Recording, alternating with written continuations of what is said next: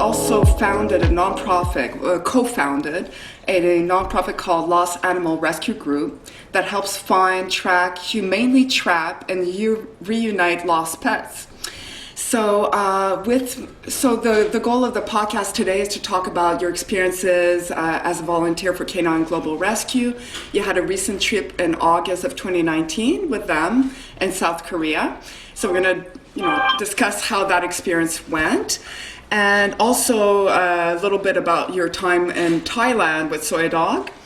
So hopefully it'll encourage viewers at home to maybe consider volunteering, because these organizations really do need volunteers. It helps greatly.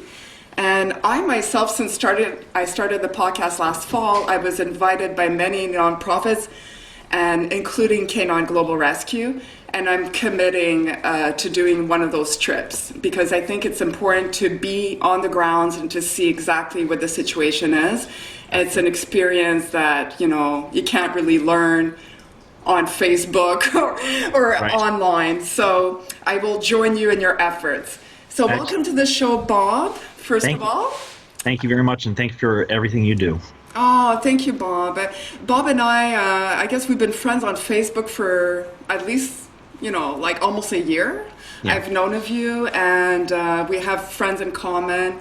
And it's nice because you have that inclusion. You feel like you belong to a group that's all with a common goal of ending this horrible dog-cat meat trade. Yep. So it's nice to know you. So before we talk about the details of your experiences as a volunteer and also the work you do with that nonprofit I mentioned, I always like to get a little bit of a background story on our guests. And so could you tell me a little bit more about how you grew up, where were you born and raised, and that sort of thing? Sounds good. I grew up in Baltimore, Maryland. Small family, 3 boys. I was the middle. Dad was a teacher. Mom stayed home with us and, let us run wild because we were crazy kids.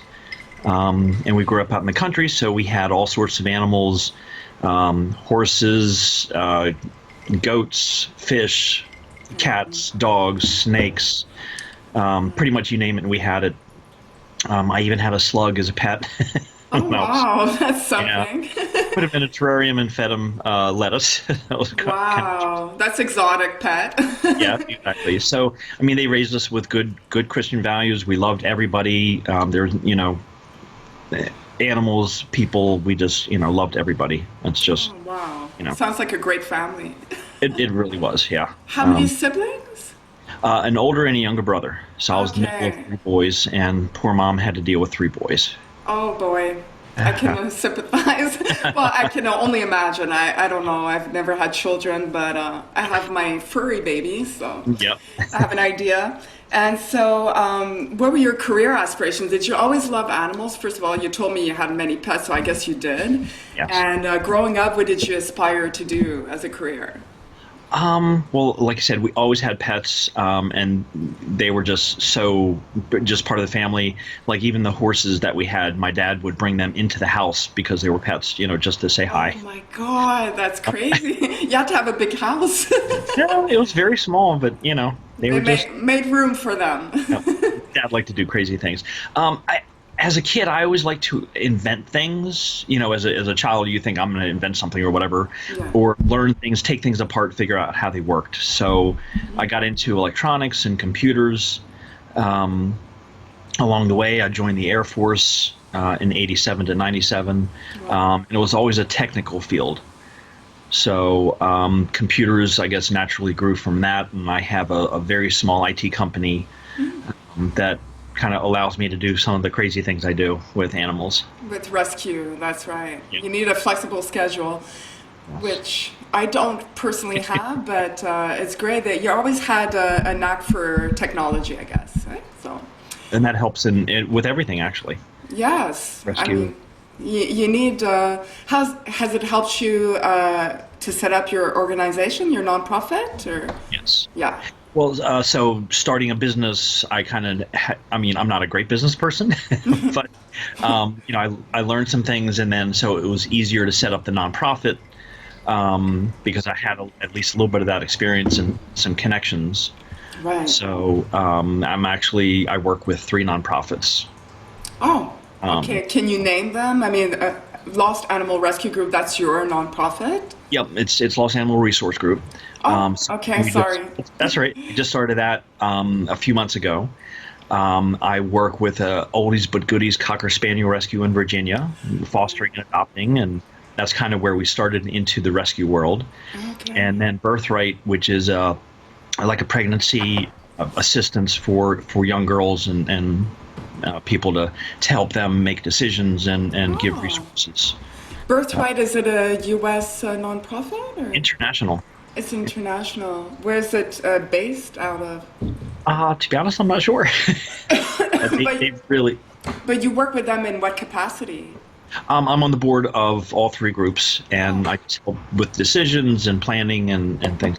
Right. Okay. Well, that's great. So you fight for animal rights and you also fight for birth rights. Yeah, and Human people, rights, yes. and I mean, love of animals goes to love of people because you can't. I think a lot of people acknowledge that abuse of animals generally leads to abuse of people. Yeah. So it's so tied together. Well, I mean, abusive people, yeah, they breed abused animals, and it goes hand in hand. And I think once you have compassion in your heart, you should have it for all life beings, animals and humans. I mean, that's what we aspire. I think a better world means peace for all. Absolutely. So I'm on board with that. How did you first get involved with animal rescue? So now we talked about you setting up a technology company. I think my cat is bothered by the fact that I stole his chair. I'm sitting on his chair, so he's not too happy. You gonna be okay? I'm in my office now, and I trapped a cat 7 weeks ago, and the next day she gave birth to 5 kittens in my office. Oh Lord. Okay. Yeah. So we have 6 cats at the office, and we're townhomes for the kittens, but we're keeping Mama at the office. Oh my God. So she's somewhere around? She's in the other room with the kittens. Okay. Well, hopefully at some point in the podcast we can see some of your dogs, as I know from talking to you that you've rescued 3 dogs, like you've adopted 3 dogs. Correct. 2 of them from South Korea, from Nami Kim. Nami Correct. Kim, who's the founder of Save Korean Dogs. Correct. And one of them came out of a crack house? So it was not a crack house, but this a Korean quote unquote person. Oh, yes. Yeah. Now I'm replacing the story, but we're going to talk about that. But so Bob has adopted 3 dogs, and you've fostered so many. Right? Yes. So we've always had cats, but then we wanted a dog, so we adopted a dog, and then wanted to help more. Okay. So that's when we started working with Oldies but Goodies Cocker Spaniel Rescue, and started adopting and fostering. And the first dog we got from them was a foster failure because he was so badly abused that it would have been just traumatic to try to find him a new home. So we kept him, and we still have him, and he's the best little boy. Wow. So you have more than 3 dogs. Well, we have 3 dogs. We do foster also. Okay, so he's just staying with you, but you call him still a foster. At this point, he's not going anywhere. Right, exactly. And how old is he at this point? We think he's about 14. They didn't know how old he was when they rescued him off the streets. So he's probably going to end his time on this earth with you. Oh, absolutely. 14, because 14, how long does a dog live? Not that. It depends. Some last only 8 years. Some go to 15, 16, even 20 years. But generally, probably 14 to 16 years. Is the average lifespan. Yeah. At least for us.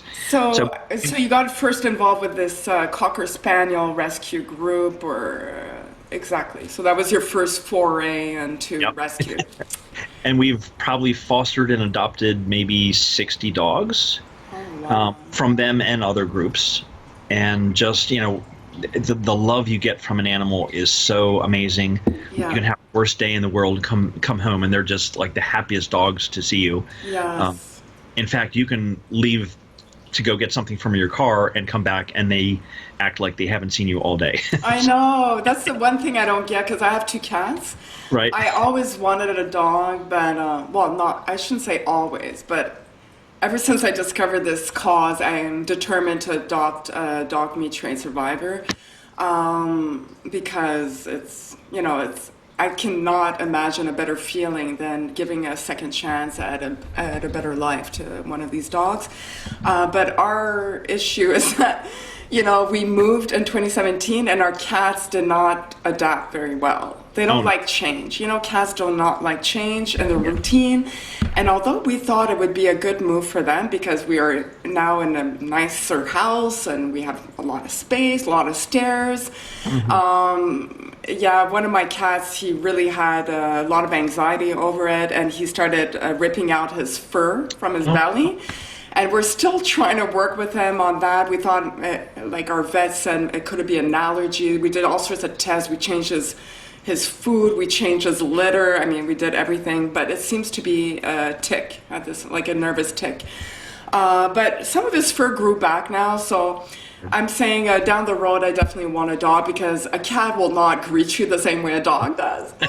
But, they still love us and we still get a lot from them because, like you said, after a hard day at work, you come back home and you can't help but smile. You see your furry pet and you hug him and you feel all better. So yeah, exactly.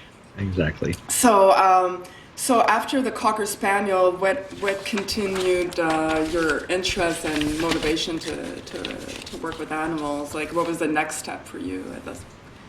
So this kind of led into my the trapping and rescue. One of the dogs that we adopted out had been a puppy mill, so had lived in a cage for 5 or 6 years of her life and never been loved or petted or touched or anything. And our group rescued her, adopted her out to a woman who I think just let her get out and never said a word. So we found her 5 months later. She was almost dead. And my wife and I fostered her and adopted her to someone about an hour away.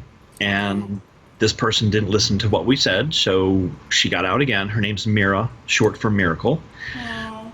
So that began my trapping and rescue, career.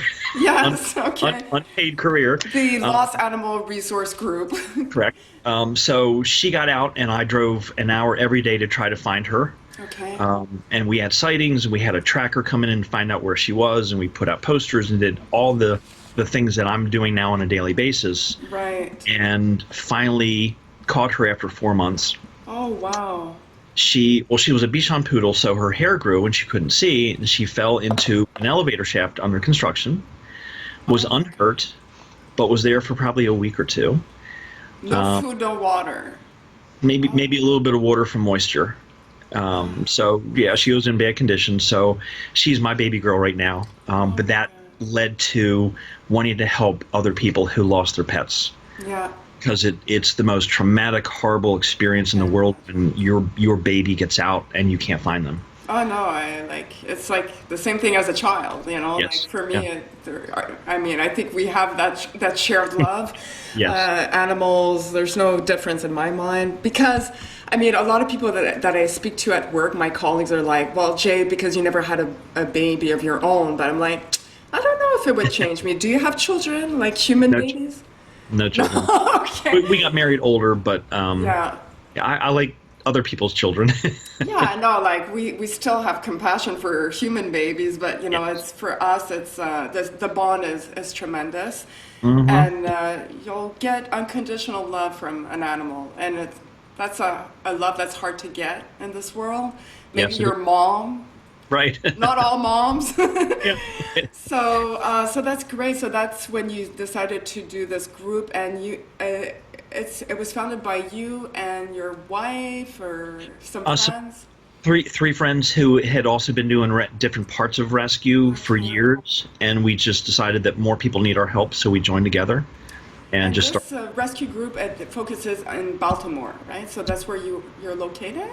Or? That's where the main office is, but we do Maryland, D.C., Virginia, and North Carolina. Oh, wow. But we've also gotten calls from people in California and Oregon and other states who I guess are seeing us help other people. But we also coordinate with other rescue groups in different states. That's right. That would be a smart thing to do because California is a little bit far away. However, it's far away, but the principles of what you do, like the first thing, if a pet gets out, the first thing most people do is go running, chasing, calling, and yelling. Yeah. That is the worst thing you can do. Okay. The best thing you can do is stay calm. I coined the phrase SNYPE, SNYPE. So first it is stop. Okay. No chasing. Okay. Why? For yummy, smelly food. So you want to put your scent and food scent in the yard where they got out. Right. P is posters. Get posters out everywhere so people have sightings. And then E is for engage the community, social media, get the word out, things like that. Most, especially dogs, most dogs will, if they get out, they will return. But if you're out chasing them, they may not return or return quickly. So there have been several cases that there were 3 in 1 week that the dog got out. They went chasing. I told them to bring everybody in and just put the food and sent articles. Yeah. All 3 came back the next morning. Wow, because I guess they feel threatened. Like if everyone's screaming and frantic, they feel the energy and it makes them want to retreat further, right? Exactly. So that's great. Any other tips that you can share with us about your work and trap and rescue? I think the biggest thing is if we prevented animals from getting out.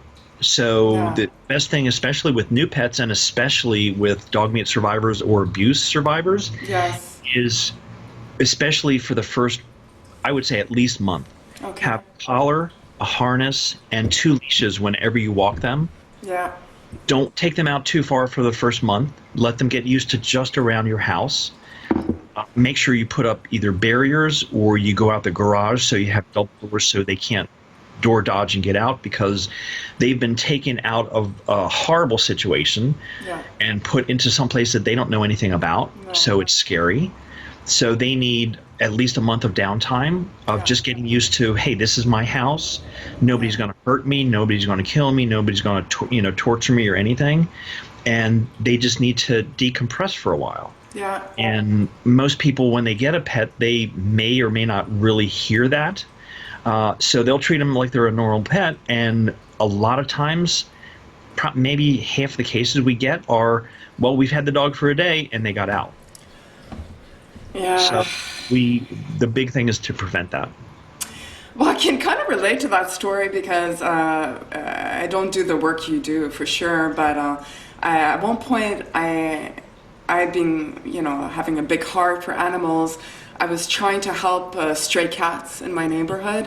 And so I actually bought a house. Like somebody would build houses for cats and it was really pretty. But as it turns out, if you're buying that house, like for people listening at home, I learned that you always have to have 2 exits because a cat will not go in if he feels like he's going to be trapped. Right. So anyways, the house was not the best construction for that or the best well conceived, but I would have it on my patio and we would feed like stray cats.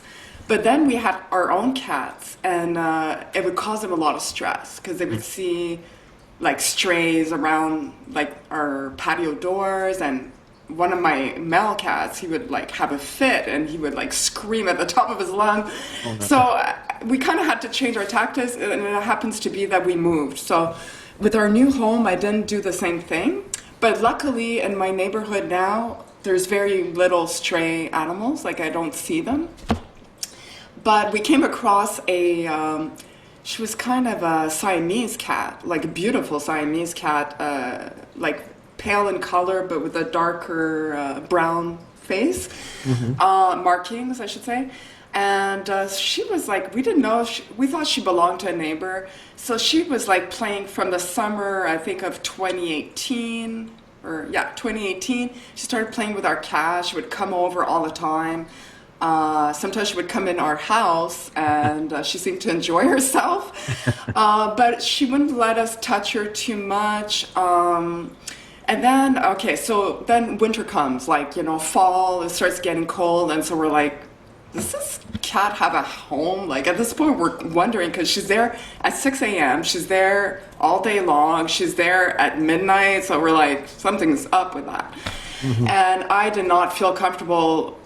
She said she's not going to survive the winter. She was very thin, like Siamese cats are very thin.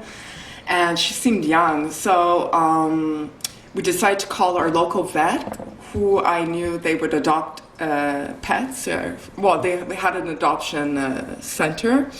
And so I brought her over. We managed to get her. We brought her in a kennel. And then the first thing they looked is a microchip, because they were like, she's a Siamese. Those cats are pretty expensive. But she had no microchip.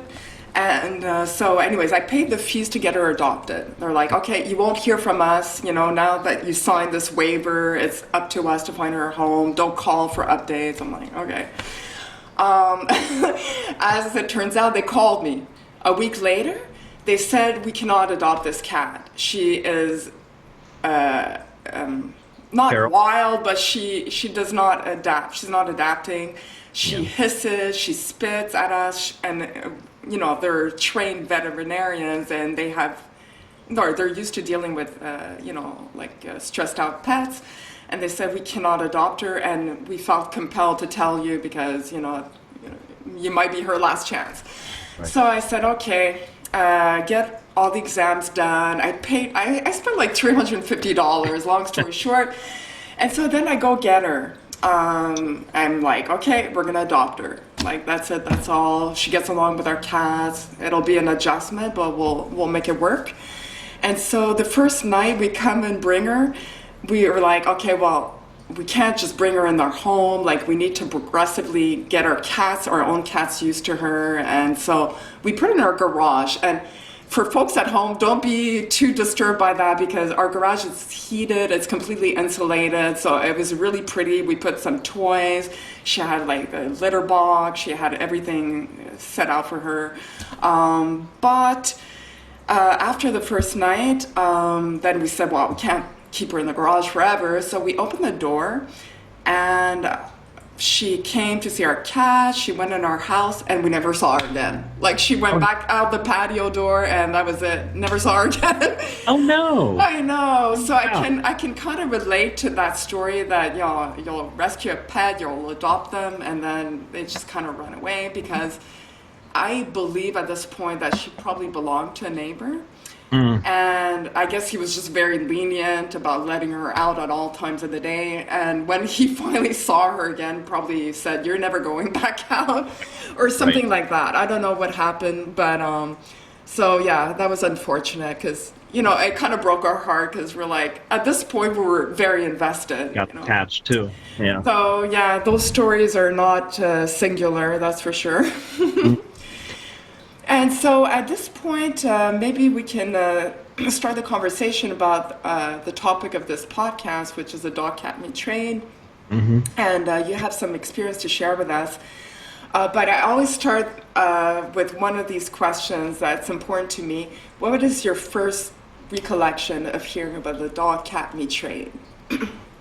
So I guess I had joined a lot of Facebook groups about dog rescue and animal rescue and everything like that, and then I started seeing these horrible images, the dog meat trade and things like that, and it was Disturbing. I think it goes beyond disturbing. I mean, you hear of like dog fighting here or abuse or whatever, but it's not. I didn't know it was everywhere, and then I see these horrible image where I can't even believe a human being would be capable of something like that. It's just, in my mind, pure evil. Yeah. There's no justification. No, you can't say, oh, it's their culture to just eat dogs and cats, because it's not just eating; it's torturing. Yeah. It's horrific conditions. It's the most disgusting, evil thing I've ever witnessed. And I'd been seeing it more and more, and I wanted to find out, but it was it hurts your soul to know that animals are treated like this. Yeah. So I started trying to learn more about it. The images and the sounds were horrific, but I wanted to do what I could to help. So I started learning, and there's all the petitions that people put out to sign, and some good, but a lot of bad, fake petitions or whatever. Yeah. Which Unfortunately, true. Yeah. Yeah. So there's always, whatever good there is, somebody's always trying to take that and Take turn it. advantage, right? Yeah. Yeah. I guess the more I learned, I found or learned of a group who there was a law that they were trying to get passed, the dog and cat meat ban in the U.S., because it was legal 2 years ago to kill and eat dogs and cats in 44 states. Yeah, that's right.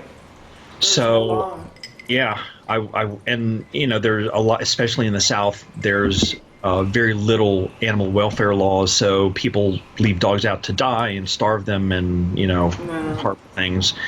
But I joined a group who took the law and the petitions to Congress and the Senate to get people to join with them. Alcee Hastings and I can't remember the Republican who. Yes, I know there's a Buchanan. Okay. So they co-sponsored the bill, and were trying to get more people involved because they saw the horrible treatment of animals. Images, yes. So a group and I, we took the bills to the Congress and the Senate, the House and the Senate, to contact the representatives and ask them and beg them and plead with them to pass this law. And so that was HR House Resolution, or no. HR 6720. What became HR 6720? Right. It was a different number and then became 6720. And then there was HRes 401, yes, which urged the Asian countries to stop the torture. Well, yeah, that's good to mention. House Resolution 401 was actually probably passed before HR 6720, or they were passed about the same time? I think about the same time. Okay, but what it is, it urges all nations to outlaw the dog and cat meat trade. So that obviously is targeted towards Asian countries where there is a prevalent cat meat trade, but it's also urging all nations. Correct. So I'm just looking at my software. There was a bit of an issue. But can you talk about the group in question? What group was it that you went to DC with? So it wasn't like a group, but I think we called it the core 67 group or something, the 6720. Okay. You kind of named yourself because you were a group of people with like-minded and a similar goal. Yeah. And a group had created the bill and spent hundreds of thousands of dollars, and worked with other groups like Humane Society and a couple others. So that group, is it Animal Hope and Wellness in legislation? Yeah, that was part of it. But it took a lot of people. Ah, yes. And a lot of time, and it didn't pass, and then they had to change it because the first bill, I think, focused on China, who is probably one of the most horrific and disgusting countries for that, and there's no animal welfare law, and so many good people over there are fighting it. Yeah, it's just, when you have a communist country that kills and tortures its own people, what can you expect for animals? Yeah. So they had to change it to all Asian countries. Right.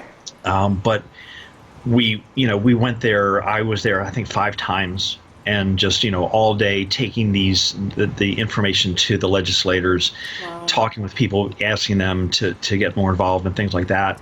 And I guess it was about 2 years ago that the HR 67 passed in the Farm Bill, and HRES passed also. And I was a couple of friends and I were there to see it passed. Oh wow! What a moment that must have been. It was victorious. Very emotional. Oh my God! That was December 2018.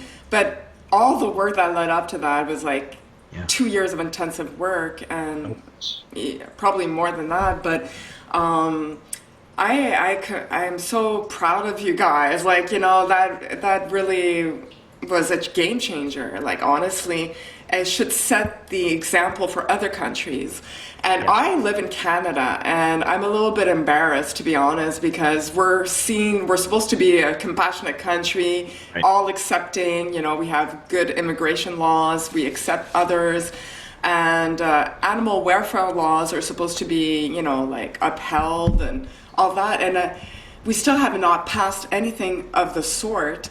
And I've been trying to work with, I don't know if you've heard of him, James Chai. He's out in Vancouver. He has a rescue foundation called Arf Arf Bark Bark Foundation. And he basically works with extremely dangerous dogs, like dogs that no one could possibly rehabilitate. He has like a magic touch. He's very unique in his ways. He doesn't use any conventional methods to train a dog. So he has a gift, honestly. And he started a petition to try to ban dog and cat meat in Canada. Mm-hmm. And a lot of people, I've tried to promote the petition this past summer. We're talking about the summer of 2019. And I got a few businesses to promote the petition to their clients. But some of the bigger businesses, they don't want to talk about it. Like, they're like, oh my God, no, we don't want our clients exposed to this kind of cruelty. But I'm like, yeah, but if we don't talk about it, nothing's going to be done, right? But all this to say, it's been challenging. And I've actually contacted Humane Canada, which represents all of SPCAs across the country. And I've told them, like, can we get this done? Like, it should be a no-brainer. Right. I mean, our economy is not tied to this, okay? So we don't make money off eating dogs and cats in this Right. country, as opposed to Asian countries, Yeah. like South Korea. So I go, it should be a no-brainer. Like, no one wants to eat dogs and cats, so, like, just ask them. It should be, like, in my head, it should be so easy, but they're like, You think? yeah, she goes, it's very slow-moving. Slow-moving, there's a lot of red tape, a lot of priorities that, they're going to prioritize something else versus that. And also, they have quite a few tasks, like they want to try to improve animal welfare for farm animals, which is a big problem. Yes. So, depending on their agenda. But I'm not giving up. I'm just going to push. Never give up. Never give up. No, that's the one thing we cannot do is for those dogs and cats. We cannot give up. Yeah, people. It's so ugly. People don't want to even. Yeah. Well, it's funny. So you talked about how you first learned about it. I've learned about it much later than you because you've known about it for about 3-4 years. Yes. I just discovered it at the end of 2017, early 2018, and it's strange the way I found out about it is I have a guilty pleasure. I watch the Real Housewives shows, and one of my favorite ones is the Beverly Hills Housewives. Yes. And as you know, Lisa Vanderpump has done a lot of work towards this cause, and she put out a documentary called Road to Yulin. And that was my first exposure because I saw her on one of the episodes. She's actually used, and she demanded that the show would showcase that. And Good. I applaud her for that because that show is seen everywhere. So she really exposed the issue. And she was going to China to put the finishing touches on their documentary Road to Yulin. And I was like, what is that? And like, dogs are being tortured?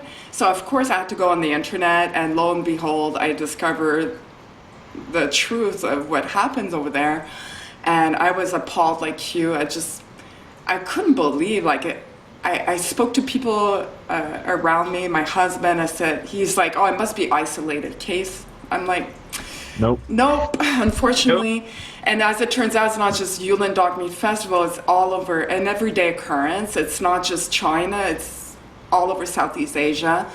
So we're talking about South Korea, has a predominant, there it's an actual industry. Like they farm dogs. Yes. And apparently it's like a $2 billion a year industry. It's huge. With over close to 25,000 dog meat farms. So it's huge. And that's where I say, like, their economy is closely tied to that dog meat trade. There's also Vietnam, which is a large consumer of dog meat, and Cambodia, Thailand to a much lesser degree because Soi Dog has done tremendous work in eliminating the overpopulation of strays, and they've also worked with the governments, and pretty much it's eradicated for the most part. There's an underground component because a lot of these dogs are transported to Vietnam. Correct. But And Soi Dog is actually working in Vietnam now. Soi Dog is, yes, they are working with other countries because they've done tremendous work in Thailand, and so they're expanding their efforts. But once again, they can only do as much as their donations allow them to do because they are reliant on donations like any nonprofit. Yes. Soi Dog's a great organization to support. They've done amazing work. Interesting when you're talking about the road to Yulin. Yes. So I think the Yulin festival and a lot of these festivals are relatively new because the dog meat trade was kind of waning a little, and it's money. One thing some people don't know, a lot of celebrity chefs from America and other people from other countries travel there for the experience. I know. So shame on those celebrity chefs. That's pure evil, and they have to know what goes on. Can we name these celebrity chefs? I don't know. I'd like to. I think one of them died recently this past year, but I think he went. Several of them. I don't know their names because I don't follow that kind of thing. But they go there for the experience. Well, we've seen the footage and we've seen some images, and it's clear there are many tourists that are attracted to that festival because they're like, we get to eat dog meat. It's exotic. But I don't know if they know half of it, I don't know if they know the barbarism that's involved, and it's a torture. Like you mentioned in the beginning, I would not be fighting this if it was just a question that they slaughter dogs there instead of cows. Right. But that's not the case. They eat pigs in China, God knows. They have factory farms. They have the same problems as we do in the West. They eat chickens, pigs, cows, you name it, they'll eat it. Snakes, anything. They'll eat anything. Right. But the dog meat, why it's so important to put an end to it is because it's the torture. It's a deliberate torture because of their mythical beliefs that a tortured dog will provide meat with health benefits, and that means increased stamina in men.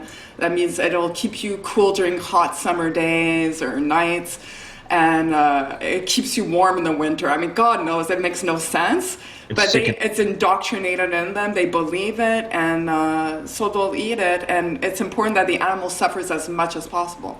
And that's the aspect that blew me away. I was like, this is beyond unacceptable. You would think that any kind of animal cruelty, fighting animal cruelty would be on this, but somehow, a lot of the big organizations are not that focused on it. So it takes more people to fight this, Well, and I believe that when an animal is tortured, it releases, I don't know. Adrenaline. But it's something else that's like a fear hormone that actually makes the meat worse. Cortisol. Yeah. So they're doing the reverse of what most people would think, Yeah. But I also, when I was in Korea, I did talk to someone, and I said, if they torture the dogs for this, what do they do to the other animals? And they said other animals are tortured too. Oh, cows and stuff. Yeah. We all know that there's rampant abuse in farm animals. We've seen some footage. I mean, Earthlings, if anyone is curious, it'll reveal a lot. It's terrible. I guess I don't know if it's to the same extent, but I mean, no animal should be tortured, period. So, obviously. But this dog meat trade is really specific to Southeast Asia. I mean, as far as we know, there are isolated cases here. Actually, there's apparently an underground dog meat trade happening in Montreal, where I'm from. And that's scary. I first learned about it through James Chai, who was on the podcast. Nothing is being done because, like you said, there's no law. Right. In my country, you guys have a law now, but also they have to catch them in the act, it's hard to prove. Anyways, we're still working on this case because I happen to know someone who knows the girl who uncovered this in Montreal, and she had video footage. She went to the SPCA, she went to the police, and Yes. they've done nothing. Yep, exactly. That's so you were talking about my dogs. So Yeah. the one dog is a beautiful Jindo, who was a breeder for a Korean scum in Philadelphia who was raising dogs for the dog meat trade in Philadelphia. Wow. And people there had been fighting it for 20 years. The SPCA, the police, did nothing. They didn't care. Literally. When they were pushed far enough or hard enough, they did take dogs away. But he kept doing it, and they knew about it. They knew exactly what he was doing. But the SPCA and police did nothing. So I don't know if they were paid off or they just didn't care. But this guy, I think, had a lot of money and property. And we finally there were two dogs. One was a big male Jindo, and the people there named him Yin and Yang. Oh. And they finally pushed the SPCA hard enough that they took the dogs away for severe abuse and neglect. And Yang was, I guess he was the guard dog there. So and they were out in 24/7, 365. I know. Exposed to the elements like Yeah. they do in South Korea, yeah? Yep. Other than when he brought them in to probably abuse them and starve them out of everybody's eyes. So the female Ying, I got.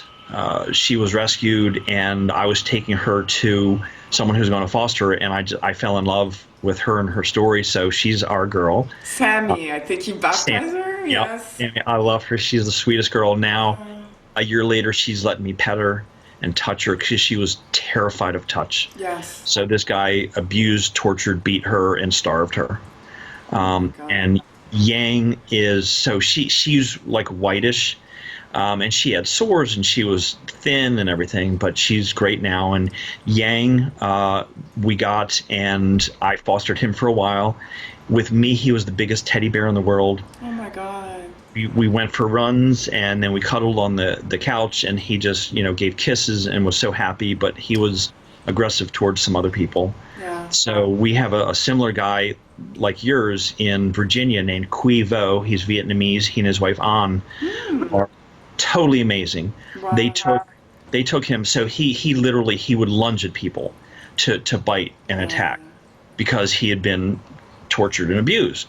So he even lunged at my wife. So I kept him behind kennel panels in the house, and we kind of had our separate times, and he was great with our dogs. But Quy Vo took him, and after a couple of weeks, he was just the sweetest boy. Quy has the magic touch, like you were saying about your family. And he rehabilitates the aggressive dogs, the dogs that would be put down, and transforms them by just understanding them and letting them be dogs. Wow. And just the magic touch. He literally walked in my house alone, and I thought that Yang was going to attack him and kill him. And Yang barked, and Quy took him out. His name Quy is his name. So Yeah. Quy Vo. He walked out with Yang on a slip leash. Like 2 minutes later, he'd taken because I kept 2 leashes on Yang all the time, because it's just easier to grab that for a walk. He came out with him on a slip leash, and he just looked like the happiest boy. Oh my God, that was like instant. And took him for a couple of weeks at his house where he rehabilitates, and now Yang has the best family in the world. His dad, he has a sister dog, and they just have the best family. And it's the transformation from the worst, torturous, disgusting person. It's a miracle, yeah. To a new life. And how did you meet Quy? Or you heard about him, I guess? That was a sad story. So with us being trappers and trackers, so he got in an accident. 2 of his dogs got out, and some friends and I were working to try to help him catch his lost dog. And the saddest story is that the dogs passed. They didn't make it. But just talking with them and knowing them, they are the most wonderful people amazing, wonderful people and behaviorists and trainers. So they literally 3 days or 4 days after they found out that the dog passed, they came up to my house and worked with Yang. Oh wow! So and they just oh my gosh, you know, after their dogs passed, they just poured their heart out. Wow, that's amazing. When you meet people like that, they're very special. Like you want them for life. Oh, and it will be for life. They're wow. they're And amazing. how long they've been living in that area of the States? I'm not sure. I mean, I think they've been in Virginia for years. So, but originally from Vietnam. Correct. Yep. Wow. Well, James Chai is actually originally from China, but he was actually one of the first born in their family in Vancouver, because his father was in China and he felt very threatened. Apparently, I guess we're talking about a few years back, but he felt threatened because he was educated. He's very highly educated, and communist country, they don't like people to have information and knowledge, and also he had a certain amount of wealth, so he quickly brought his family to I think in Victoria, BC, and so that's where James was born. But he's Chinese, some of his brothers have gone back to China, but he has that magic. He's able to tap into the dog psychology. He's able to know exactly what is making him react. And I don't know, God bless those people. Like they're amazing, incredible. I wish I had the gift. Oh, well, I think you have a gift of your own, and what these dogs really need is to feel safe and loved, and you're doing more than your fair share of that. So we commend you for that. So let's move on to Canine Global Rescue. So I heard that you made your first trip with them as a volunteer back in August of 2019. And I don't know how you first heard about them and how you decided to go on this trip. That was a big decision, right? Well, more or less. I think it was August. It might have been September. I'm really bad with dates, yes.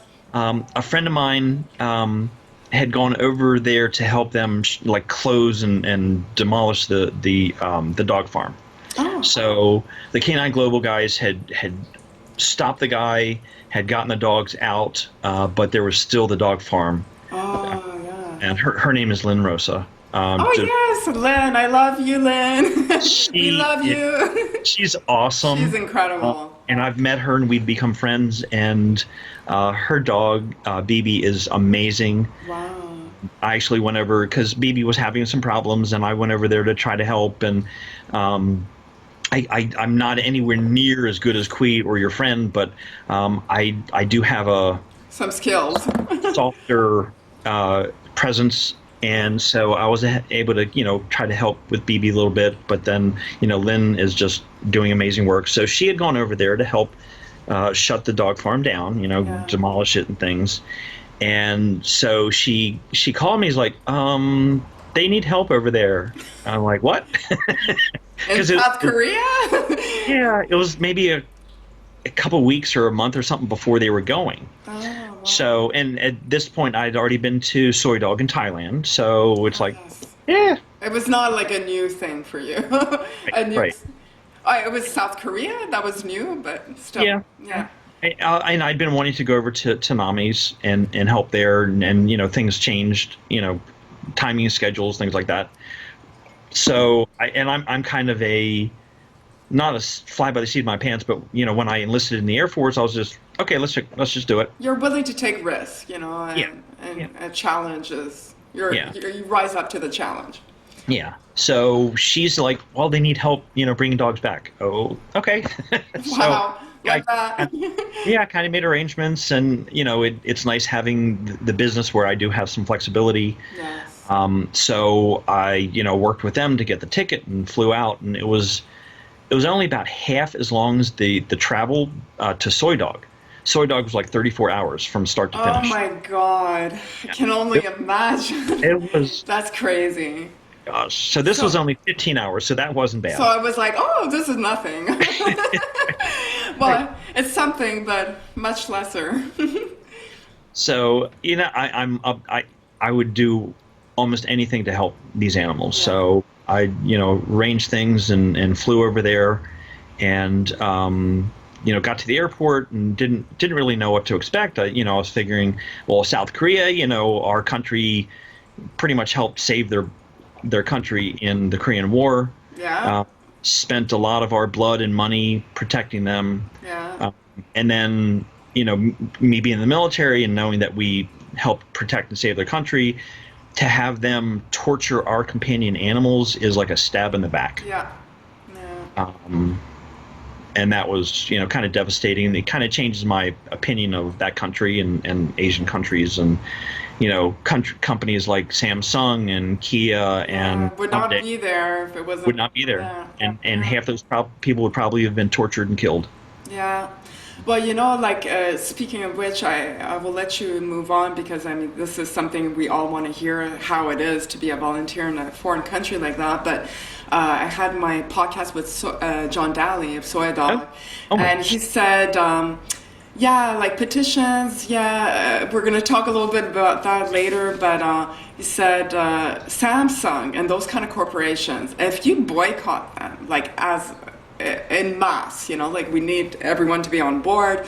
If you boycott their products, they're going to go to the government and they're going to demand some change, because, that's their bread and butter. That's where they make money. And Right. The country is run by those large corporations. I mean, that's a huge part of the economy. So, yeah, you got to put pressure where it matters. Exactly. So I'll let you move on. So you arrive in South Korea, 15 hours flight Right. later. And somebody was greeting you. It was really well organized. I think that's the message today, is that a lot of people at home were like, oh my God, I would never go to a foreign country with a nonprofit. I'll be scared, But you'll tell us a different story today. So Melissa was also volunteering. Okay. So I met her at the airport, and we got to know each other, and she's amazing person, also amazing rescue person. Yes. So then Phil met us at the airport. You fly in, you settle, you get picked up. So we drove to, and I'm terrible with names, so I can't even remember what area we were in Korea. Oh, okay. I know, because I asked before our podcast. So you went to Jeonju and Okay, Wonju area. So that's like Seoul is up there. So it's more in the south. Yes. It was- Peninsula of South Korea, but Jeonju and Wonju. Okay. So we were there, yes, and that sounds familiar now.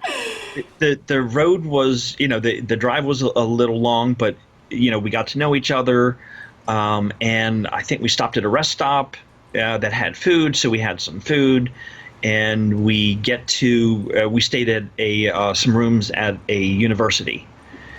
And honestly, they were very comfortable. Had, don't need anything fancy. No. And, it was well Were organized. you in a dorm, I guess? University Kind dorm? of like a dorm, I guess, yeah. Yeah. All in the same room type thing? It's same area. We had 3 rooms right next to each other. Okay, so you had your own room. Yeah. Oh, that's cool. Yeah. I'm thinking ahead, because I might go on this trip, so I want to know what to expect. Well, and it may be a hotel next time or whatever, but they take care of all the accommodations. You don't have to worry about a thing. That's It was comfortable. I did not feel ill at ease in any way, shape, safe. or form. Yeah, I wasn't nervous. You had already gone to Thailand, so. Right. But suffice to say that it's well structured, well organized. You feel safe. You're, looked after properly. Right, So. right. And I, as far as I know, Melissa did not feel unsafe in the situation, being in Korea or anything like that. It was just, we went there. We knew what we were going to do. We were given an indoctrination of, this is what we're going to do. We're going to go get some dogs. We're going to take them to a temporary holding place. We're going to fly out. They had all the paperwork for the flight taken care of. Yeah. So we literally didn't have to do much of anything. Except, I guess, socialize the dogs and Socialize the dog. take care of them. Right. In terms of vaccination, they had already been Already taken paid. care of. Perfect. They had a clean bill of health because they were going to be flown to the U.S., right? So You Right. can't fly a sick dog. Right? They won't Exactly. allow it. And like I said, all the paperwork was done. The shots were done. They were fixed. Everything was taken care of. We were there, just to hang out with some amazing dogs and kind of learn the process. Right. And what about, I guess you're volunteering as a flight hero at the same time because you're bringing them back. It's under your name type of thing. So, and Correct. flight heroes are very much needed because apparently I had a podcast with Barbara Gitlitz, Dr. Barbara Gitlitz, who works with Animal Hope and Wellness Foundation, but also the one in China. They have a Okay. China shelter. And she was explaining that it cuts the cost in half Yes. at Yeah. least, if not more. So that's why flight heroes are very appreciated and needed. So And it's easy, and there's the nothing to do really. Like yeah, the sense of accomplishment that you helped get yeah, these animals out of a horrendous situation to a new home, to and literally safety. Yeah. all you do is fly. Yeah, like you're in your seat and everything's done. Like she Yeah. said, like they bring them in the crate. They're already in the crate. You have nothing to do except like just say, well, yes, this is my dog, the dog that's with me, traveling with me, and it makes such a difference. So we encourage people to do that more and more. If you're flying out to one of these countries, you can definitely. Apply to be a flight volunteer, like reach out to those organizations, whether it be China, South Korea, Vietnam, I guess. I mean, Soi Dog, maybe. I was yeah, Yeah. yeah. And we also, so not only do we need the flight heroes, we need fosters and adopters Yes. here. They are, and some people say, well, there are enough dogs here. Well, yeah, but there's We're a huge help country. Yeah. everywhere. And there's so many people who want dogs. Like you want a dog from the Yeah. doggy trade, Yeah.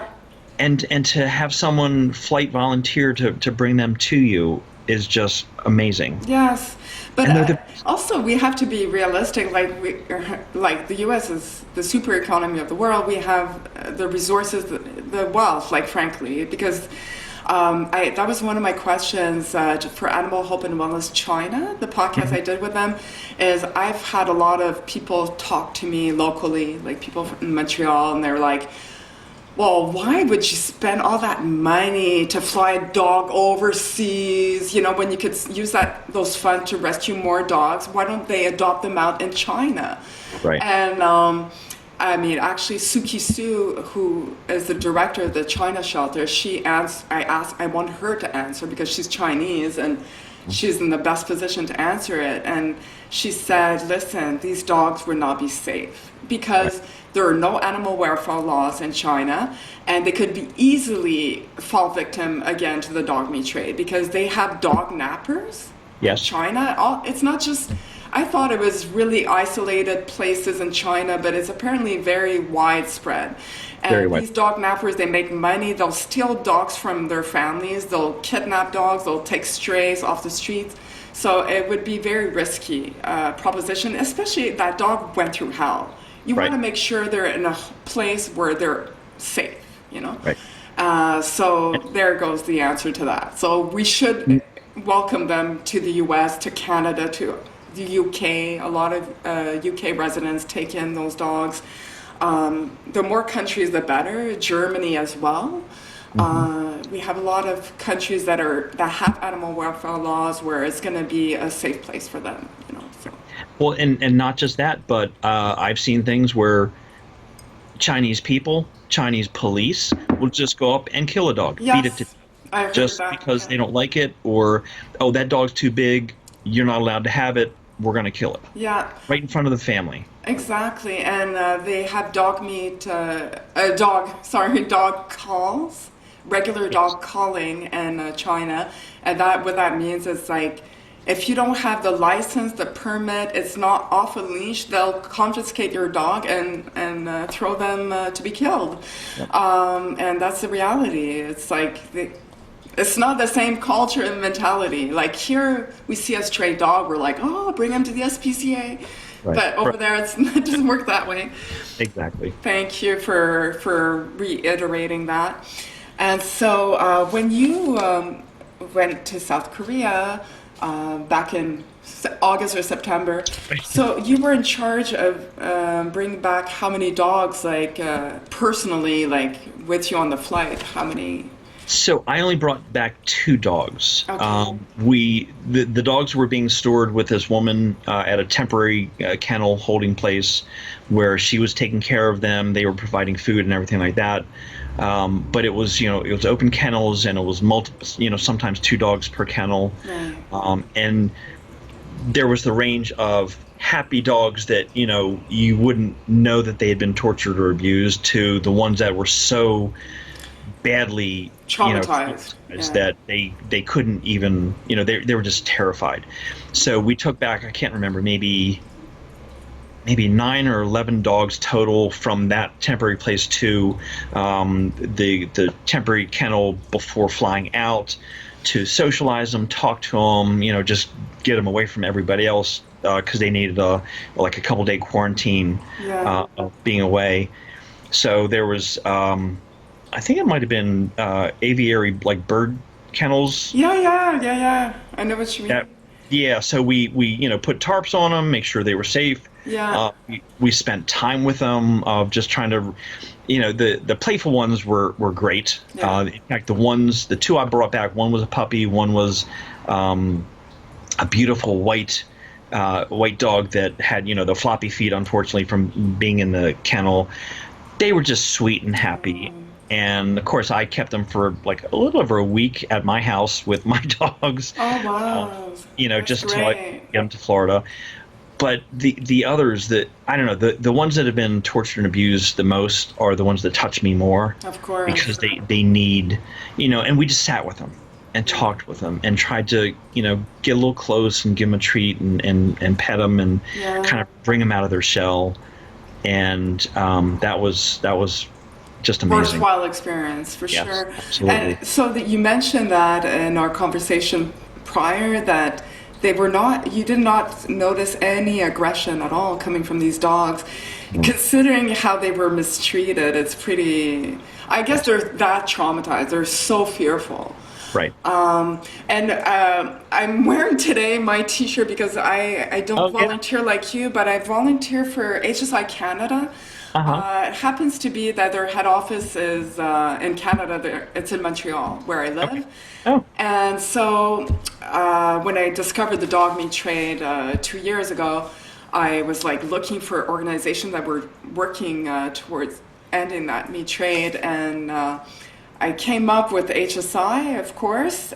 They've been doing their contribution, I guess. They've closed down some dog meat farms in South Korea, and they brought back some dogs. I think in 2019 they brought back dogs, about 45. And the spring I signed up to work with those dogs, and for XYZ reason I was not able to volunteer at that point.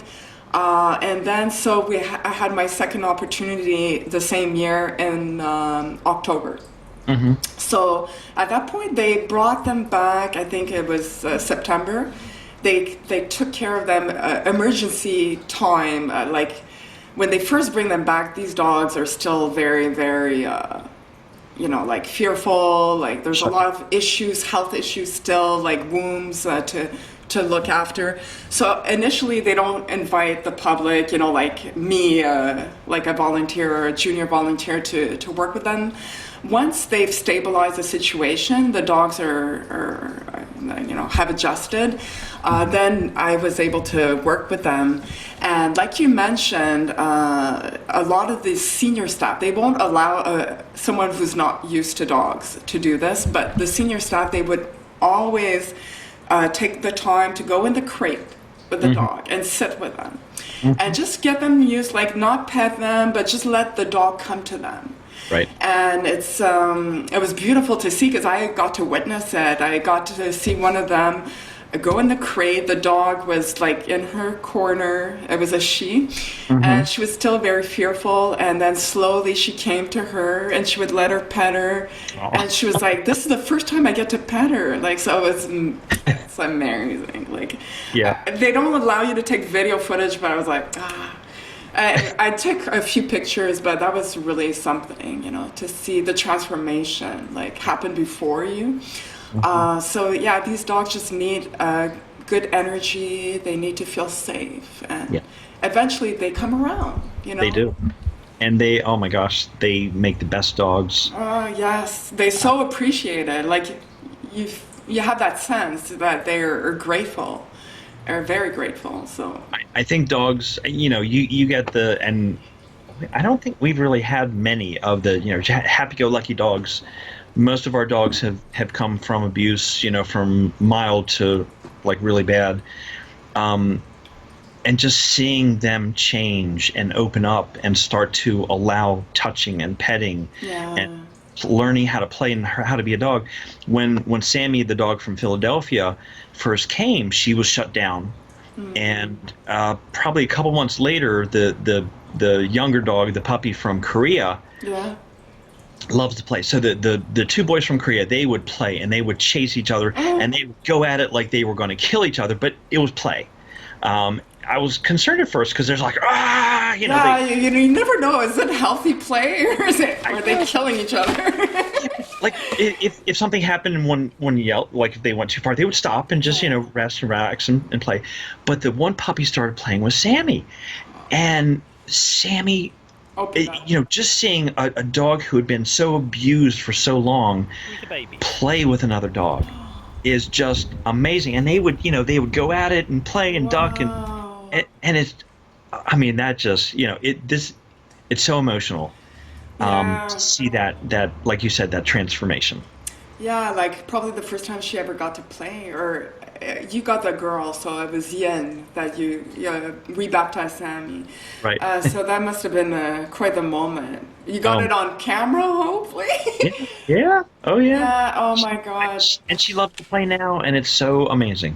Oh my God. So how much time has she been with you at this point? She's been here about a year. Wow, so that was only a year ago that she rescued her. Seems And I had heard, like, did someone alert you about this Philadelphia scumbag? That was like, yeah. okay. So it was after I started learning about the dog meat trade, Right. and I started, posting and learning more, and then some now friends, amazing, strong people from Philadelphia contacted me and said, there's a Korean guy doing that here. And we've been trying to shut him down for 20 years. And, back to the SPC and police, not giving one crap, not caring, not doing anything. So frustrating.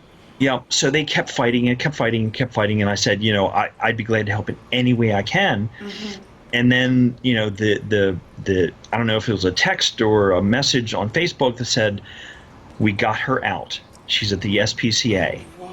And that was just like, yeah, exactly. Yeah. So then I'm like, whatever it takes. I'm over there. I'm over there. So I drove up to Philadelphia so fast. I was like, got her in the car and I tried to put my hand near her and she just, shook. But, now she's just amazing. She's transformed. Yes. Oh, God bless you for that. That's amazing. So also I want to ask you, so many things to ask you. I guess before, you mentioned Nami, so you adopted 2 dogs from her. Yes. How did that come about? What year was it? Did you adopt them at the same time? And how did you communicate with Save Korean Dogs? So I learned of them by the dog meat trade and learning more and supported her and tried to share her the dogs that she'd rescued. And one of the ladies in Jess in the core, actually I think it's core, the DCMT DC group or something like that. Oh, okay, yeah, I think so. So Jess was part of that, and Jess had gone over to Nami and helped her shut down a dog meat farm. And the story she told me just broke my heart. She there, and because she was there, she saw it firsthand, and she helped get this dog. There's a dog that was sunk up to, I think, her chest in just muck that they had to pull out and get. So the horrendous treatment. That is She was flying home, and she had 2 dogs, Peanut and Syrup. No, I'm sorry, Lobo and Syrup. And so she said, I'm bringing these two dogs back. Can you foster them because they're going to another home? And I said, of course. Yeah, like, okay. So we drove up to meet Brandon, who was the transporter and works with them. Met them halfway between, I guess, New York and Baltimore, and saw these two dogs, and they were scared. They were pulling on the leash to, kind of get away from us because, here's more new people in a new situation coming from this horrible situation in Korea. So we kept them for, it was a couple of days because they were supposed to go to a family. And I think one was going to a family, we were going to foster the other. Okay.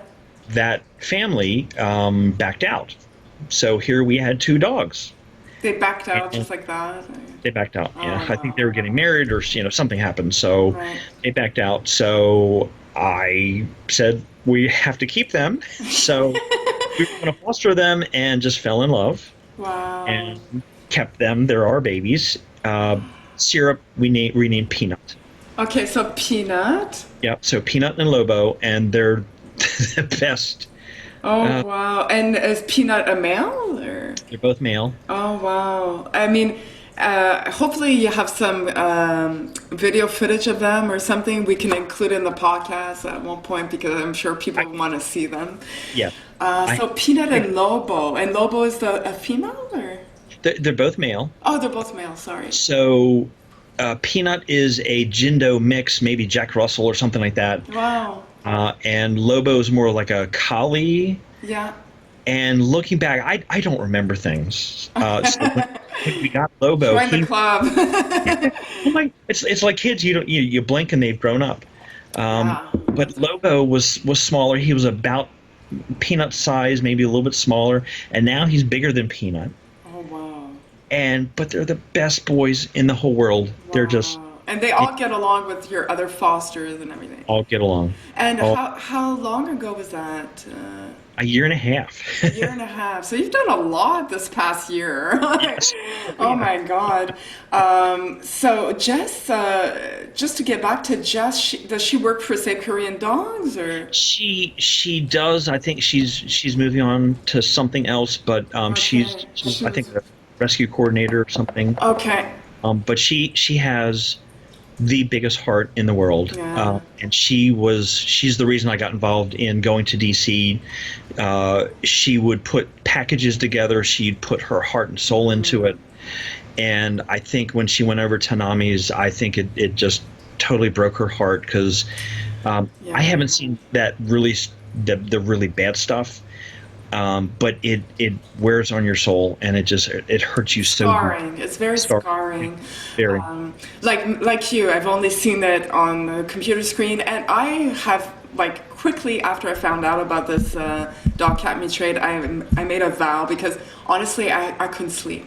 It's so traumatizing and so disturbing that I just couldn't reconciliate in my mind that we lived in a world where this was possible. Right. And the fact that it's done to innocent beings. Yeah. And dogs. Trafficking and abuse of people and just, I mean, I don't think the heart of man is generally good. I think it's evil, but there are some good people that. Oh, really? That. I would hope it would be the opposite. I hope that we all are capable of good, but unfortunately a lot of us get lost along the way, and greed is a powerful thing, and unfortunately greed is at the heart of many problems in the world. Yes. Including farm factories. It's a result of greed and mass production. Everything has to be cheaper, more and more and more and more. I hate this. Yeah. Somehow we have to put an end to this. There has to be a return to humanity. Yes, thank you. I'll vote for you if you want to be president.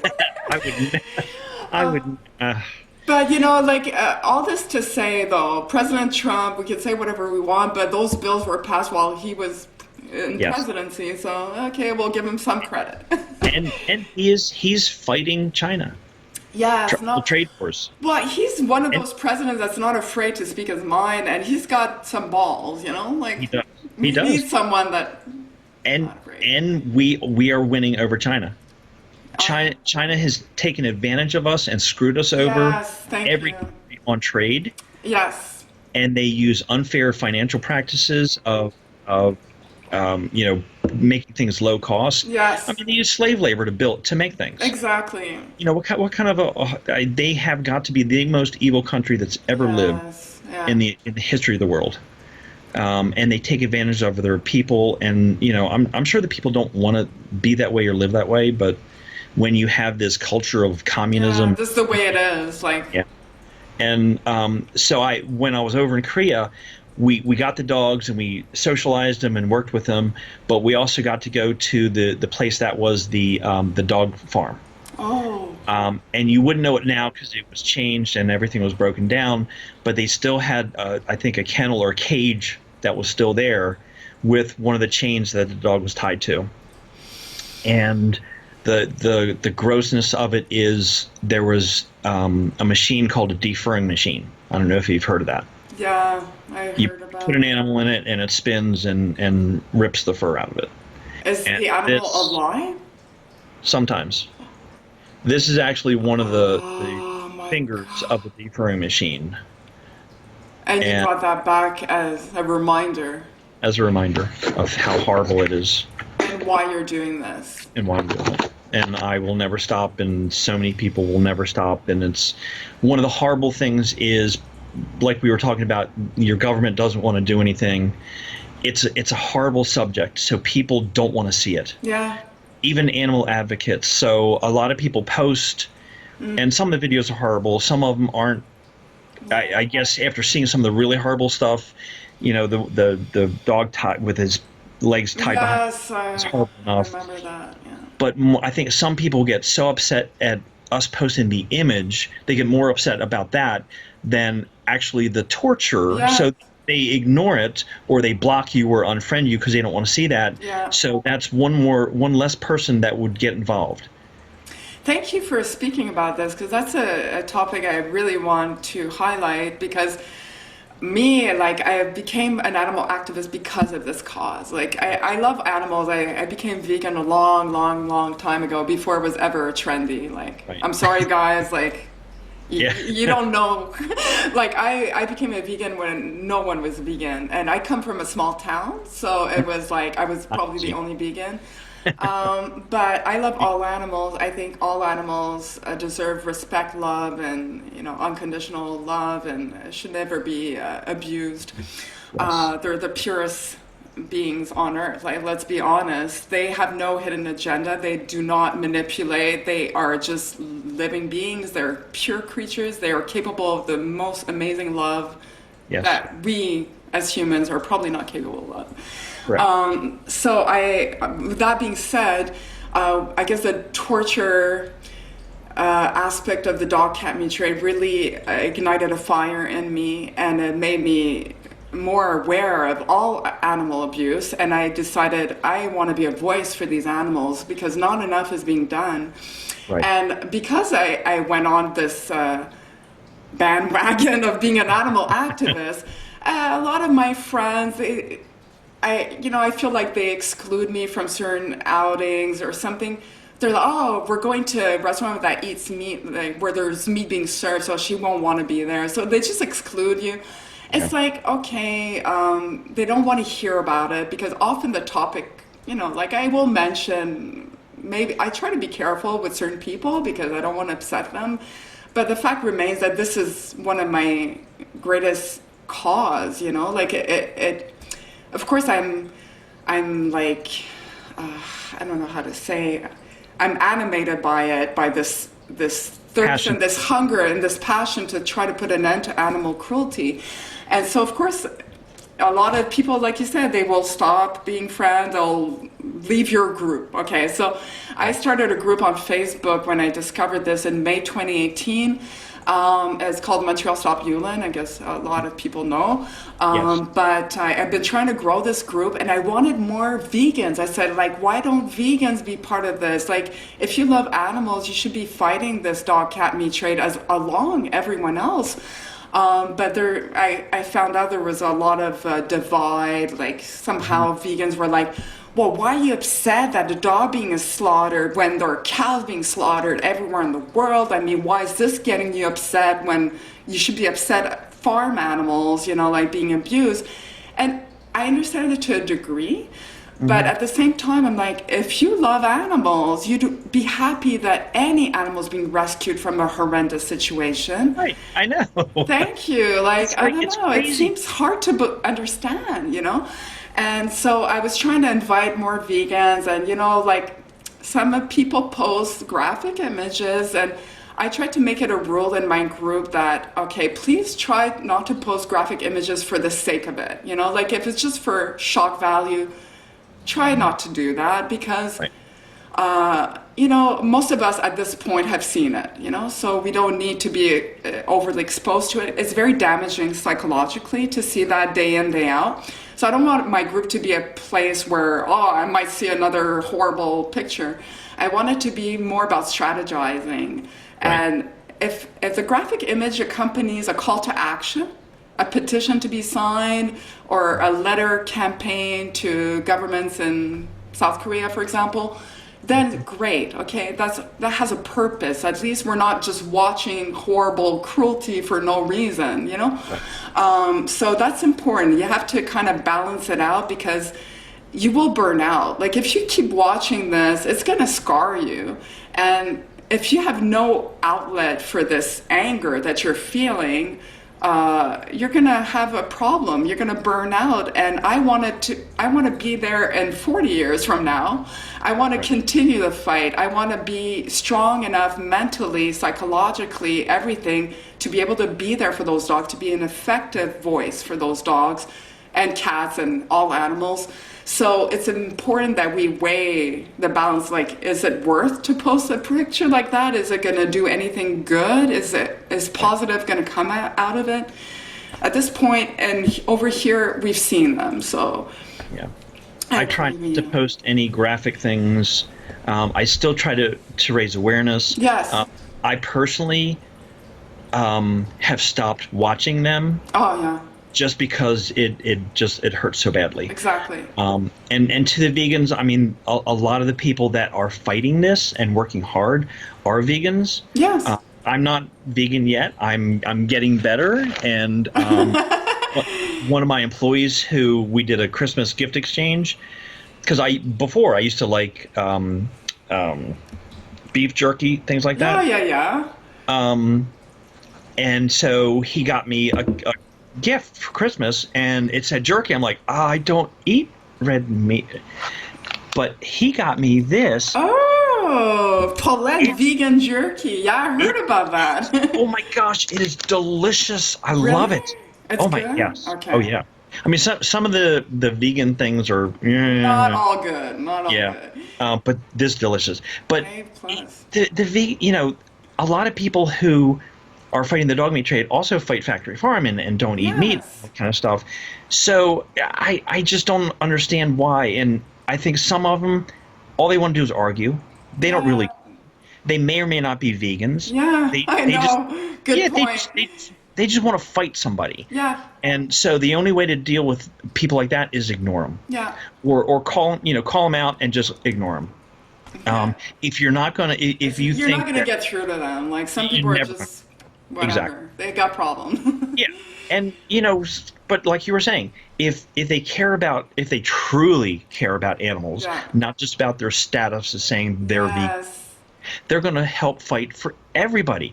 And this is just a targeted thing where we're focusing on dogs and cats I call it the dog meat and cat torture trade. Yes, thank you. But we're fighting this singular thing. It doesn't mean we're not fighting factory farming. No. It doesn't mean we're not fighting something else. No. We're all towards. It's like making sweeping judgments, not knowing the person and not knowing their heart. And frankly, okay, this is my opinion, I will say it.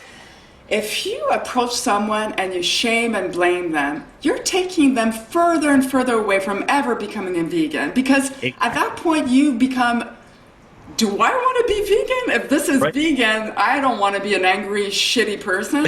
Exactly. So it's actually taking you away from your purpose and your goal and your objective. And if we want a truly vegan world, then the obvious first step is to eliminate one category of animals that we can truly, actually, plausibly do. And that's Exactly. dogs and cats. And the fact remains that dogs and cats were domesticated to be our companions and Yep. not food. And Yes. as opposed to pigs and cows, and I'm not saying that, I'm not excusing the farming of animals, it's horrendous. At this state in time, we're in 2020, we don't need to eat animals to be healthy. And in fact, many doctors will tell you the contrary, like you should stay away from animal products if you want to be healthy. But this was not the case. When the first domesticated animal that was bred for food, milk, and their wool was sheep. And that was like 15,000 years ago. So you can't take away the history. You know, it's been ingrained in our culture. I mean, okay, we're moving, we're progressing, we're evolving, but the fact remains that pigs and cows, no one's going to be shocked to see that on a dinner plate. Whereas a dog and a cat, well, a little bit more, eh? So we're going to have more attachment because we see them as our companions. Right. Where a pig, well, yeah, unfortunately, it's part of the food staples of many countries. And not just US, it's all over the world, so including Asia. I always make that point because they were like, oh, why? They just kill dogs over there and instead of cows. Like, no. They kill cows. They do the same thing. On top of it, they torture dogs. You know, let's be honest. Exactly. All right. I'm glad we got that off our chest. It's very good. Yeah. And so I think this thing is you have to educate people about what's really going on. Yeah. You know, people are going to want to close their eyes to everything, but the more the truth gets out. Yes. Yeah. The better. And just to close up that loop on the vegan whole debate, one other point is I've seen many people, and actually I've interviewed a lot of leaders of nonprofits at this point that are fighting the dog cat meat trade. And for the most part, they stopped eating meat a long time ago.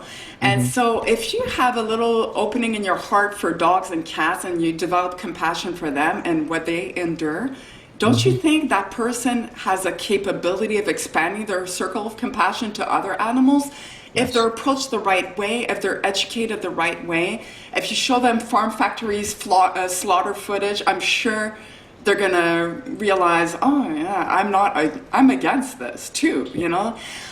So it's all about the approach. And I am actually a member of a group called Anonymous for the Voiceless. Maybe you've heard of them. Basically, it was about, I guess at this point, 3 years ago. It was started out from a group of Australians. And their goal is to turn people vegan by having conversations, by having a respectful dialogue, informative dialogue, not shaming and blaming. So yes. Exactly. It doesn't work. It doesn't work. I mean, long term, it doesn't work for sure. If you want to really, truly convert people to being vegan, to being more compassionate to all animals, you have to be smart about the way you approach people. And people, if you shame and blame them and you're pointing the finger, their defenses go up and the communication breaks down. Like there's no more communication at that point. It's just a fight. Yeah. And no good's going to come of that. So we want to go about it the right way, you know. And a friend who babysits the house with the animals while we go away, she's I guess she would be vegan or something, you know. Vegetarian or but she started talking to me about it, you know. Oh, you know, you love these dogs and cats and everything like that, but you know, did you know? And it wasn't like you said, you know, shaming or hitting you over the head. It wasn't condescending. Yeah, it was, you know, did you know about this? Oh, you know, how they're treated in factory farms and things like that. Yeah. And, you know, I was like, I don't really know about that. But then the more I learned, the more what she was saying made sense. Yeah. And so. Exactly. So you expanded your compassion to other animals, and that's a natural thing because when somebody cares about animals, dogs and cats, of course they're going to be open to other animal causes. And fur trade is horrendous. I mean, Oh, we don't need to be convincing many people. But, you know, you get people like Jennifer Lopez wearing fur to this day, and like she's a celebrity. She should have the education, the knowledge to do better. But people like that only care about themselves. They don't, it's very and the money. egocentric and whatever. Sorry, Jennifer Lopez fans, if there are any, but I don't think they're watching this podcast. And what isn't Lady Gaga and a bunch of them? The meat they have no values other than their own and money. But even then, like, if I wanted to convince Lady Gaga to, I don't know her situation, but let's say I'm approaching Jennifer Lopez, I want her to stop wearing fur. I'm not going to attack her. I'm going to try to appeal to her sense of, you know, compassion and show her like how these animals are trapped and abused and like tortured. Maybe then she'd be willing to throw out her fur coat. But you know, like, or maybe not. But at least I would have approached it with a fighting chance, you know. So. But it's interesting. The more you know about it, like real vegans. So, you know, butter, your leather belt, your shoes, so many parts of everything we do is. I mean, I think even the way they make gummies is. Oh yeah, gelatin. It comes from the stomach of a cow or something. I became vegan, like I said, a long time ago when I was 15. And I credit my best friend at the time because her sister was part of PETA, People for the Ethical Treatment of Animals. And back then it was on a VHS tape. So it's a long time ago. I'm dating myself, but that's okay. And she brought it, she would always come over on Saturdays and she had brought this VHS tape and she's like, my sister says we should watch this. And I was like, okay. And it was slaughterhouse footage. And I couldn't watch it. Like 5 minutes of that was enough. And I became vegan from that moment on. I threw out all my leather, all my shoes, much to the dismay of my mother. She was like, what? And I stopped eating meat. From that moment on, I stopped eating dairy. But I was never fond of milk. Like a lot of people love cow milk, but I never liked it. So it was not a big loss. But I became vegan, but I was not an animal activist. I was not an animal advocate. It's just, I saw something that scarred me. I was like, oh, I don't want to contribute to that. And of course, we read the PETA letters at the time. We're like, okay, no dairy. Okay, what else do we have to do? Okay, no leather. Okay. So I decided I don't want to participate. But I was not an animal activist, and it was not something I was thinking about every day. I just stopped participating in that way. But anyways. All this to say, you know, to each their own. We all have a time frame, so you know. And there's so many. I know a lot of warriors who are fighting dog meat trade and abuse that are not vegan. Yes. And you can't judge if they're trying to help. They're One not category of animals. Right. Yeah. We should be applauding those efforts because it's one less animal that's suffering, you know, in the world. So. Amen to that. I want to ask you what you believe are the plausible solutions to put an end to this dog-cat meat trade. So would you say we should work, I guess, first and foremost at instilling animal welfare laws in those countries? Or is it a ban altogether it's going to have to take a ban altogether because some people say that animal welfare laws will not do it. It has to become illegal. Because there's always going to be someone that's going to, you know, like torture the dogs. And, you know, if it's animal welfare laws, it might be more laxed. And anyways, I want your opinion on that. It's difficult because, I mean, we have animal welfare laws in the States, but dogs are still tortured and killed. Yeah. Many of the southern states have less animal welfare laws. But I think the more people hopefully getting involved are going to pass the laws, but then there's enforcement. You know, you can pass a law or you can pass a resolution urging other countries to do something, but it doesn't mean that people are going to follow the law. Yeah. I think it's a couple of different things. First, the current generation and older generation over in Asia, they see nothing wrong with it, or they're involved in it, or, you know, they believe the fake myths that it makes them, it's better for them. Yeah. When I was in Korea, we had, I think it was a dad and his son who was walking in the university and saw the dogs, and we invited him over.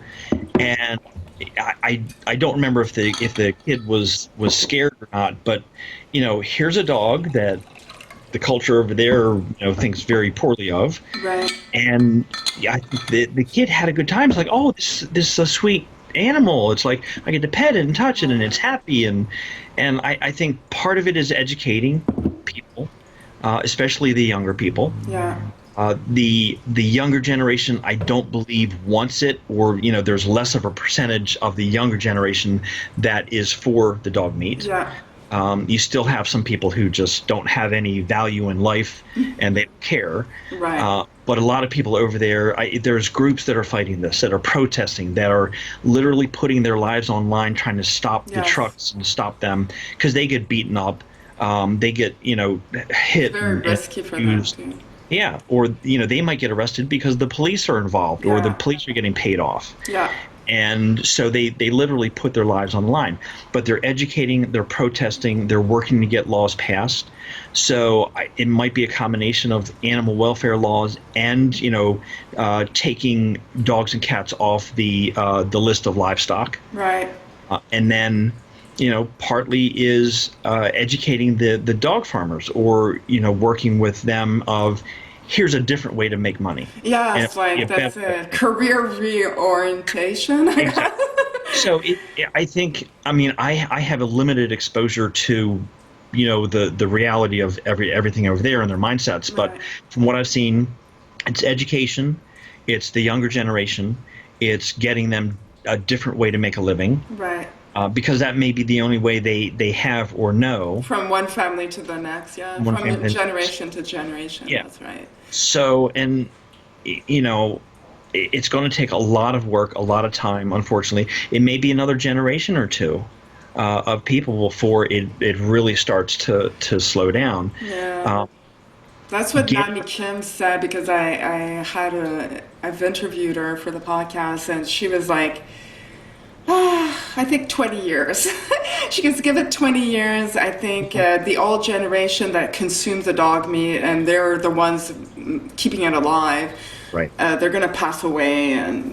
But oftentimes we're like, we're not willing to wait that long. I know. I don't want to. We want to see progress. We want to see a reduction, at least, like less and less and less. And if they could just stop torturing them, like if you could at least just get it over with. Like, I always put myself in the position of the animal. Like, do I want to be put out like a slow, painful death, and I'm dismembered alive? I'm my fur's taken off alive.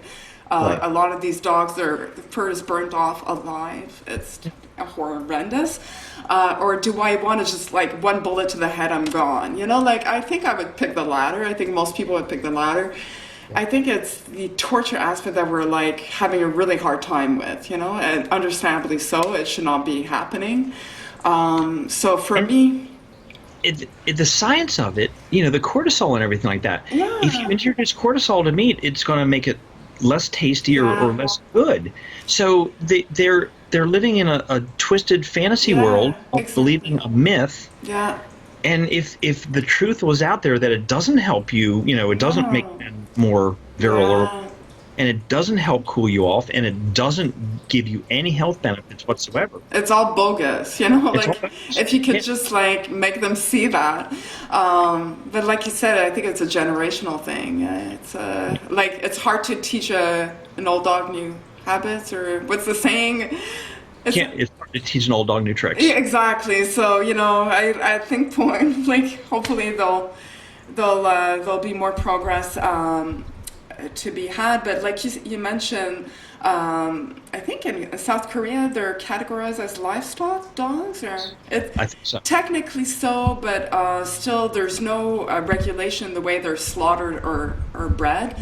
And it's really horrific. I don't know if anyone of our viewers is not aware, but the farming of the dogs, they are raised in wire cages, okay? These cages are outside. Okay, and so if it gets cold in South Korea, -40, like here in North America, so these dogs, they have no protection. If it's -40, that's what they're feeling. A lot of people have found frozen dogs died of frostbite. And also, there's a video out there that showed basically in a cartoon type of rendering what a dog goes through in South Korea. And so they're born and raised in a wire cage. They know nothing about a normal life. The mothers are sick. Often they're not able to feed their young. They have no access to water. They're fed garbage waste. Okay, garbage waste. So they develop all sorts of health issues, and obviously they're taken off in meat trucks, and then they go out and apparently, I don't know, the marketplace is where they're often beaten, or some of them beat them while they're on the farm, right. And so it's really horrendous, and so that's why like we at least need to make changes in the way they're kept, bred, and slaughtered. Like, yeah. Well, here they have like the Amish, who are supposed to be religious people. Yes. And other people have puppy farms, puppy mills, where they live in a cage, maybe like the smallest crate you can imagine. Yes. In horrible conditions. Yeah. And then they sell them to puppy stores, and unknowing people or ignorant people buy them because it looks cute, but they have health issues, socialization issues. Yeah. Their feet are not formed properly. No. And it's just as horrendous here for puppy mills. Yes. And so they're kept over there like that. They sometimes they eat the dead dogs that are in there. And you were saying they're kept out in all sorts of weather. Yang, the male from Philadelphia, his ears have frostbite, the results of frostbite, and he was kept out 24/7, 365. I mean, it's inhumane. It's inhumane. Yeah. Yeah, and I don't know. I just don't think a true human being is capable of that. So they must be subhuman, evil people who are capable of something that dark. Yeah. Especially, like, I mean, we helped save China in World War II. Yeah. We saved so many of those countries, or the people in those countries, and they're the most barbaric people when it comes to this thing. It's disgusting, and it's as if like there's something missing, and like somewhere, like if you hear a dog scream out and pleading for his life, you would think that would hit something in you and you would stop. Like most human beings would stop. But I don't know, like, I guess you're born and raised. I'm trying to put myself in that position. I'm trying to... I can't even do that. It's hard. But I guess if you're born and raised, and that's the problem, is a lot of these dog meat traders, they live in like, I'm talking about China right now, but let's say your dad's a dog meat trader. That's what he does. That's how he makes a living. These people are frustrated. They have no rights. Like, they have no access to anything of quality, no health care. They deal with all sorts of frustrations, and it's as if they take them out on animals, and you watch that as a child growing up. So this is part of your makeup. You're not going to see anything wrong with it. Your parents do this, and this is what you've always seen. That's their norm. Yeah, it's a norm. It's like normalized violence, and I guess we have a terrible time trying to understand. And should we try to understand? I don't know, but we need to work with them, that's for sure. It needs to come from them. If we're going to make changes in those countries, it has to come from them. Foreigners intervening, we can save some dogs, but it's going to be hard to dictate laws in those countries. They have to come from their population. And I actually have spoken to people, and they're like, some people are upset that we're getting in their business, kind of. Yeah. And I've talked to them, some people are saying that petitions either don't do anything or they make it worse, because then that angers the people over there. Why are they doing this petition to mess like butt out, Yeah. Yeah. So, I mean, there are a lot of petitions out there. I don't know. I don't really know if they make a difference or not. I want to think that they do help, and maybe they get somebody's attention. Yeah. But then, is it is there a detriment to it also?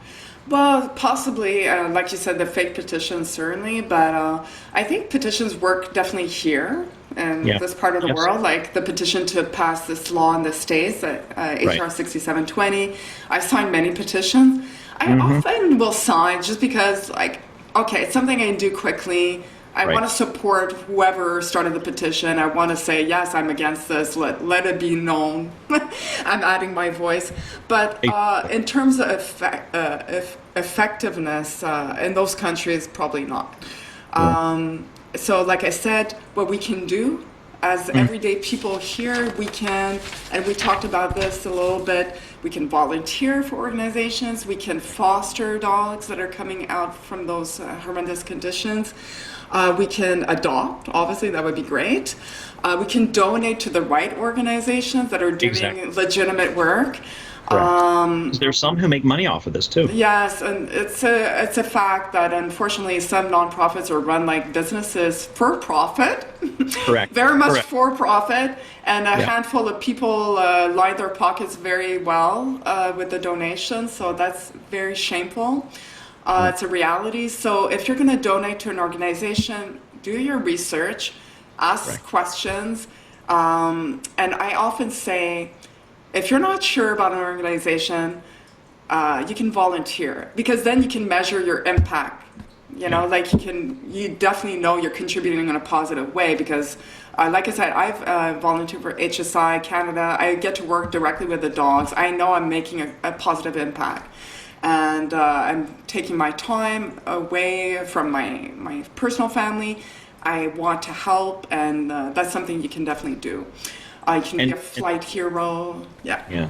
And that's the nice thing about Canine Global is, I mean, I've been there. I've seen the operation.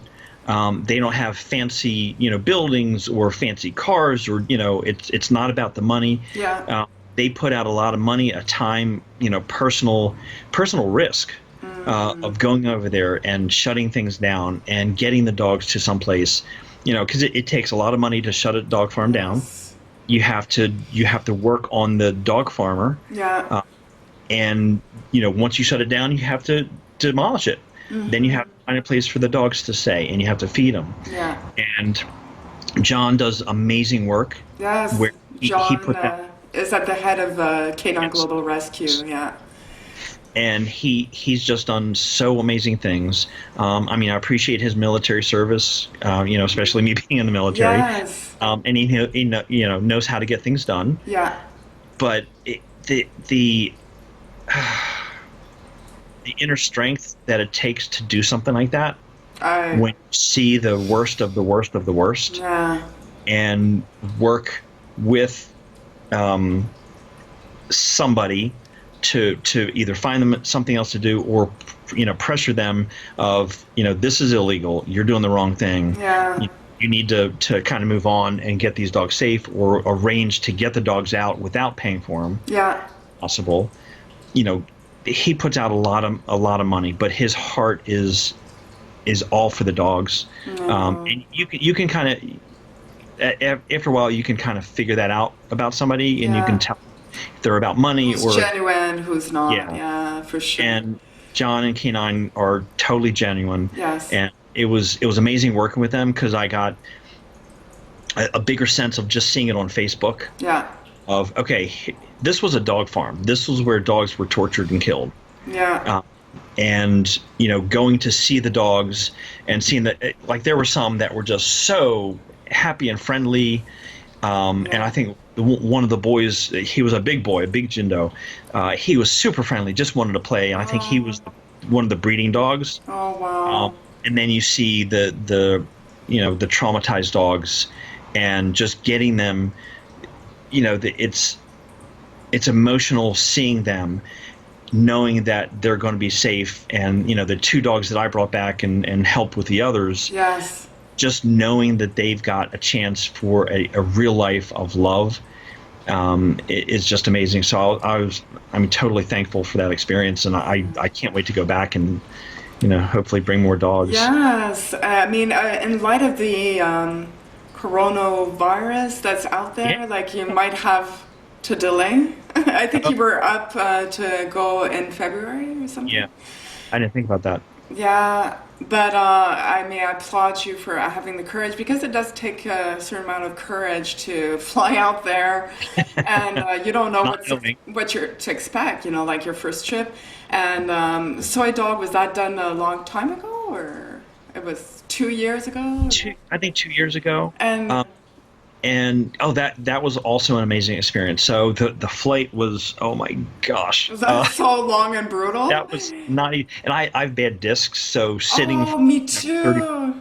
I have and cervical disc damage. Yeah, yeah, and that makes sitting for horrible. Yeah, terrible. And I didn't realize when I planned the trip yeah, that it actually took 2 days, not actual 48 yeah, hours, yeah, yeah. 2 days because of the time difference, because I was going over this way. Yeah.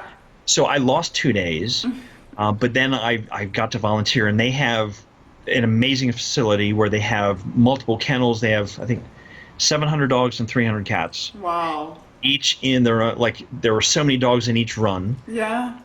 There was a caretaker of each run, and then the volunteers. So I got to volunteer in this one kennel where a big, what's his name? I can't remember his name. He was this like very sweet pit bull Yeah. who was like the alpha in that group. Oh, wow. And you had all different types of breeds, all different sizes, and every once in a while there was a fight. I was afraid of pit bulls. Yeah. Because the Because they're capable of like hurting you badly. but the evil media lies. They like to perpetuate Yeah. that they're horrible, vicious animals, and other groups and people like to perpetuate that they're aggressive. Yeah. There's a county in Baltimore that's banned them. I know. And it's like, really, the pit bulls that I've trapped and met. In fact, I would normally have him here. Have her. Ariel is a pit bull that was rescued from South Carolina. Oh, wow. Probably she lost about 2/3 of her body weight because they just neglected her and tied her, or she was a breeder.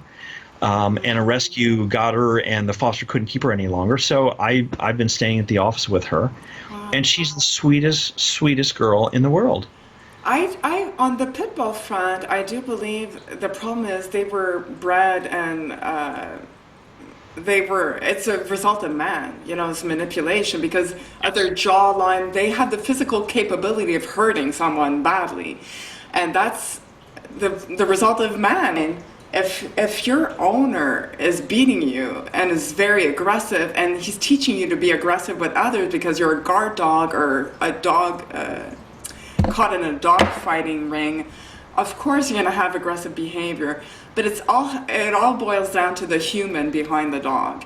And any dog will not be born vicious. It's what they're taught and how they're raised and how they're mistreated, I should say.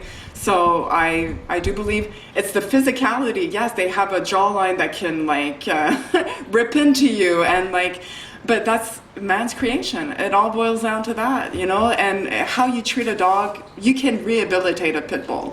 That's the Yes. other thing. If you teach them love, Yeah. they will love you back, So I'm against all bans like that. You can't ban a whole dog breed because of Misconception. Well, pit bulls were the family dog of the 20s and 30s. In fact, there was okay. So you're educating me on that because I thought they were really bred to be guard dogs or okay. Maybe they've made some Later changes. on, they caught on that this dog is strong and would be a good guard dog. But there was a TV show many years ago called The Little Rascals, and Yes. there was a bunch of kids running around, and that was a pit bull. Oh my God! I didn't know. And Ariel, the dog that I have, looks almost exactly like that, except the dark patches on the other eye. Oh my God! That's they're this right. sweet. Little rascals. That's right. Yep.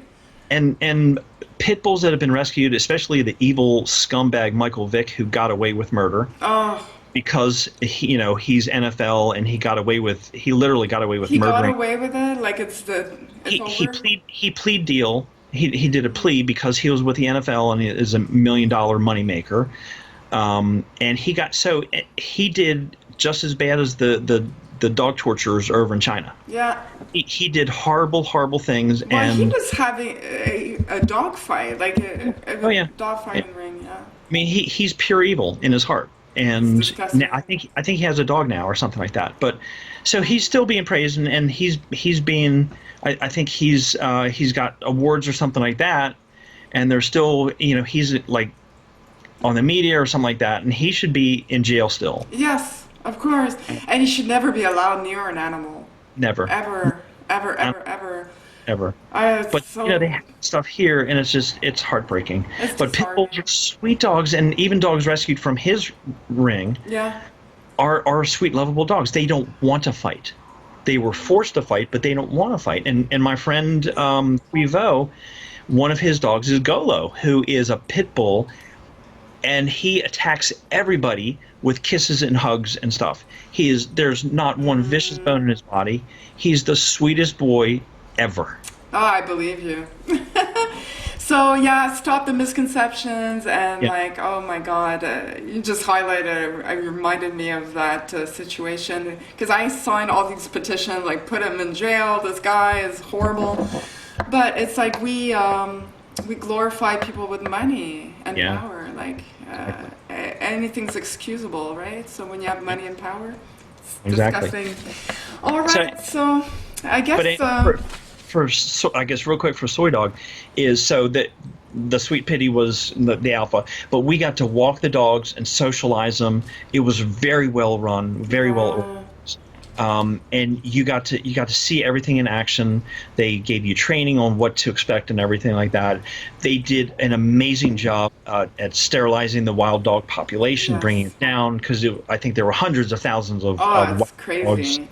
To this date, they've sterilized and vaccinated more than 350,000 dogs. Yeah. That's I crazy. know. I see it and I share their posts because I think if we could sterilize dogs in America, Hello? oh my gosh, and make a difference. But the dog meat trade is illegal in Thailand. It still happens, Yeah, but not as much. yeah. Definitely not as and much, yeah. and Thailand is also cutting down on human trafficking and all that kind of stuff. So Yeah. that's I don't know much else about Thailand, but they seem like they're really making strides in some very important Absolutely. things. How long were you there for? 5 days, I think. Oh, really? Soy dog. Yeah. Okay, because I thought they had to commit 4 weeks. I think because I was a flight volunteer, I went strictly for a flight volunteer. Oh, okay, yes, okay. That makes sense. Next time, I'm going for a week or two. Yes? Oh, that would be awesome. I Because definitely go back. all the jet lag for 5 days. It was bad, but the beach is amazing. It's actually, I think Soy Dog is actually one of the top 5 or 10 vacation spots because it's located in a beautiful area. Yeah. In Phuket, right? Yeah. No, if ever someone wants to volunteer, I think John would be happy to have you. Yeah. Oh, absolutely. Well, I guess we're going to let you go. I know you've been so generous with us. And I think we've covered a lot of the questions and answers, but how do you manage to stay optimistic about the dog meat trade and animal abuse in general? And how do you stay optimistic about humanity? It's hard. It's really hard sometimes because it seems, unfortunately, in rescue, I think we see the worst of everything. Yeah. I think for me, I can't focus on it because if I focused on it and saw the videos, it would drive me nuts and I'd be so damaged. Yeah. So I think it might have been the Cocker Spaniel rescue that group that I worked with, and I was like, there's so many dogs out there. How do you, choose or whatever? And they said, you save the ones that you can. Yeah. So you're not, nobody's ever going to be able to save them all, but No. you save this one and you save this one and somebody else saves another one. Yes. Said the more people that do that. So I focus on trying to save the next one. Yeah. Focus on trying to bring awareness. I focus, like our group does lost dog recovery. So I take traps out when there's a lost dog and I have cameras, and the best feeling in the world is when a family has lost a pet, their family, and you catch them and you say, I have your dog. Oh my God. And what a great reward. it's so amazing. So you save the ones you can, Yeah. you focus on the next step. Yeah. You focus on, legislation or spreading awareness or, going another time and bringing dogs back. Yeah. Of rehabilitating, giving a chance to another dog that's in a bad situation. If you see a dog chained, you call the police, you do whatever it takes to try to get them. Yeah. So you don't focus on the bad stuff. Yeah. You use that as a motivation to, get something done. Yeah, because that's the only way we're going to change this world, is to focus one step at a time. Don't see the whole overwhelming picture at once, because that's going to render you inefficient. You're going to be like, you're not going to be effective, right? So if you're... Some of the people I went to DC with are so emotionally hurt that it's hard to, function sometimes. Yeah. Because it's so overwhelming. The evil, the hurt, the pain of these animals is overwhelming. Absolutely, it is. So I'm so glad that we had you on the podcast, because I think you've encouraged quite a few people to volunteer. So Canine Global Rescue, will put their links in the description of the video. And Soi Dog, there's so many organizations out there that need volunteers. So don't be shy. And as we've learned from you, it's pretty good experience. Overall, you feel good and you have that validation that you contributed positively to this cause, and there's no greater reward than seeing dogs be flown to safety and to their forever homes. So absolutely. And another thing, so somebody might want to volunteer, but I don't want to see the bad stuff. The groups that you go with, they know they will not put you in a bad situation. Yes.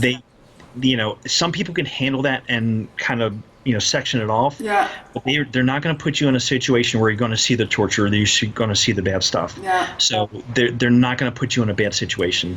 They will use whatever skills and abilities you have in the right way to help.